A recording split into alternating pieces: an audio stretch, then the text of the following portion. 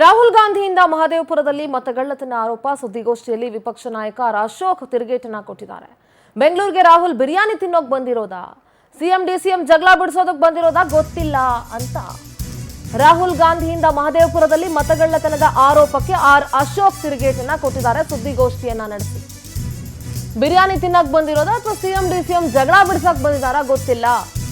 ಆದ್ರೆ ರಾಹುಲ್ ಗಾಂಧಿ ಅವರ ಬಾಂಬ್ ಇದೀಗ ಟುಸ್ ಪಟಾಕಿ ಆಗಿದೆ.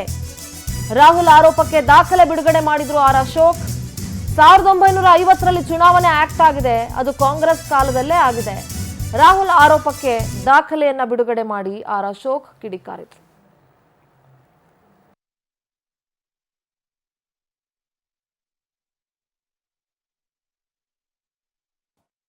ಯಾರು ಅಂತ ಸರ್ಟಿಫೈ ಮಾಡಿ ಅವ್ರನ್ನ ಹೆಸರನ್ನ ಕೊಡುವಂಥದ್ದು ಅವರು. ಇಲ್ಲಿ ಯಾರು? ಕಾಂಗ್ರೆಸ್ ಅವರೇ ಕೊಟ್ಟವ್ರೆ. ಪ್ರತಿ ಬೂತ್ಗೂ BLAನ ಕಾಂಗ್ರೆಸ್ ಅವರೇ ಕೊಟ್ಟಿರೋದು, BJP ಅವರಲ್ಲ, ಮೋದಿಯವರಲ್ಲ.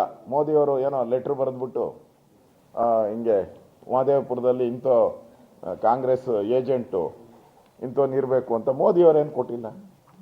ನಿಮ್ಮ ಕಾಂಗ್ರೆಸ್ ಪಾರ್ಟಿ DK ಶಿವಕುಮಾರ್ ಅವರು, ನಿಮ್ಮ ಜಿಲ್ಲಾ ಅಧ್ಯಕ್ಷರು, ತಾಲೂಕು ಅಧ್ಯಕ್ಷರು ಕೊಟ್ಟಿರೋದು BL.